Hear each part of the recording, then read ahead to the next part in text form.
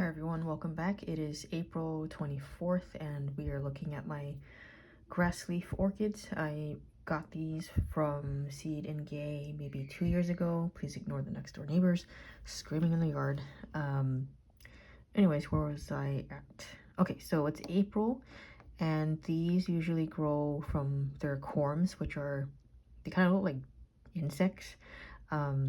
And they're kind of fuzzy and they stay like that from the time that their leaves fall off and they kind of go dormant. And you keep them as cool as you can. I'm not talking about freezing them, but I kept them in a clay pot that was covered to keep it dark, and I kept it on my floor. And the temperature here doesn't get that cold. Maybe it gets to like 52, 50 degrees, and it stayed like that until March. And then when I started seeing some growth at the tips of the corms, I stuck them back into some sphagnum moss in these tiny 2.5 pots that I made some holes in. And I add a little bit of bark in the mix, but I don't think it really makes that much of a difference. As long as you keep it pretty damp. I'm not talking about soggy and wet, but they don't want to dry out at this phase when they're in active growth. I did read that they grow in bogs in Japan. I'm not really sure of that. I haven't seen pictures of them in situ.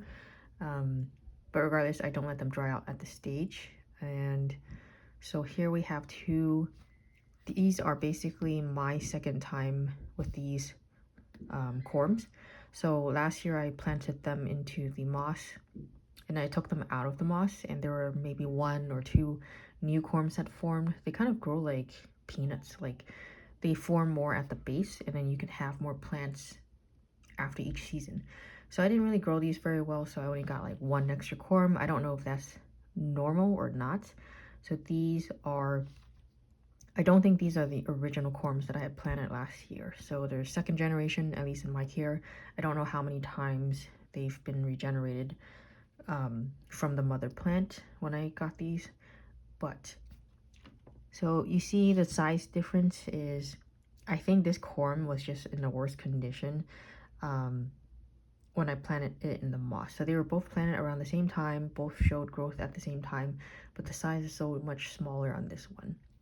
So this one, I believe the color will be kind of a magenta shade. This one, I believe, was the really strange looking one from last year that had, it almost looked like a fairy.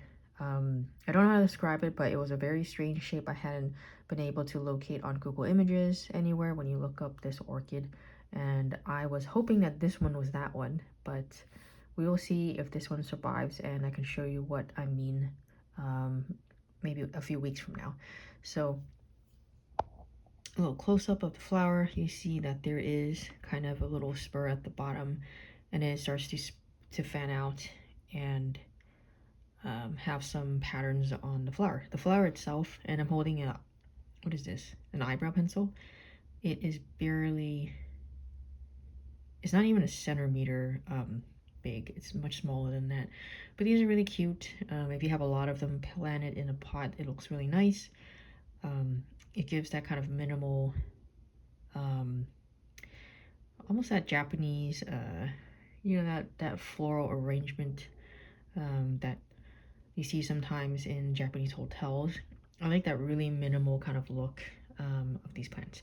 But I don't know. Let's see if these produce more corms at the base at the end of the cycle, and see if we even grow these next year. But these were very interesting, easy to grow. I don't use fertilizer, to be honest. I just use tap water. And they sprout and they grow pretty fast. Yeah, so ask me any questions. I'm not really a pro at this, but just reporting this here on my yield.